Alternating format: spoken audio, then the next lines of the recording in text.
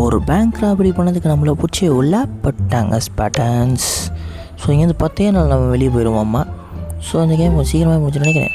So இப்போ என்ன சொல்கிறாங்கன்னா, கையால் குத்தி வெளியே போகிறது, இல்லை மண்டையால் முட்டி வெளியே போகிறது, இல்லை ஒரு பாத்திரத்தை வச்சு அடித்து வெளியே போகிறது. கையால் குத்துற அளவுக்குலாம் ஸ்ட்ரென்த் இல்லைப்பா. பாத்திரத்தை வச்சு அடி நடித்து வெளியே போயிட வேண்டியதான்.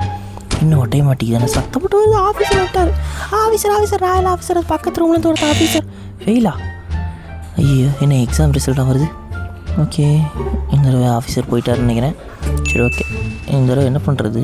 தலையால் போட்டுனா எனக்கு தலை பேந்துடும். கையை வச்சு குத்துனா எவ்வளோ உடையும். ஓ, உடச்சிருச்சுங்க. ஜிம்பாட்டா ஜிம்படி ஆம்ஸ் பற்றியா? ஆனால் அவன் இதை குச்சி மாதிரிக்கிறான். சரி, ஓகே. ரேட்டிங்க அதெல்லாம் போட முடியாது. பாங்களேன், இன்னும் 9 நாளில் வெளியே போயிடும் மாம்ஸ் பேட்டன்ஸ். நாய், ஐயோ, இது வெறி பிடிச்ச நாயாக இருக்கும் போட்டிருக்கு. இதுக்கு உருளைக்கிழங்கு மீட்டெல்லாம் போட்டால் சாப்பிட்டு வந்து தெம்பாக கடிக்கணும்னு நினைக்கிறேன். ஸோ எலும்பை பண்ணால் வாழாட்டுன்னு சொன்னாங்க. வாழாட்டுது. ஆட்டடியே ஆட்டு. அப்படியே தூக்கி போட்டுனே பின்னாடி போயிடுச்சு. அப்படியே விசில் அடிச்சுட்டு இந்த ஜெயிலை விட்டு வெளியே போகிறதுக்கான வழிகளை மேற்கொள்கிறேன்டா. ஓகே, இன்னும் 8 நாள் நம்ம வெளியே போயிடுவோம். அதையெல்லாம் பார்த்து வச்சுக்கிறதுக்கு நம்ம சேனலை மறக்காமல் சப்ஸ்கிரைப் பண்ணி வச்சுக்கோங்க ஸ்பாட்டன்ஸ். நன்றி.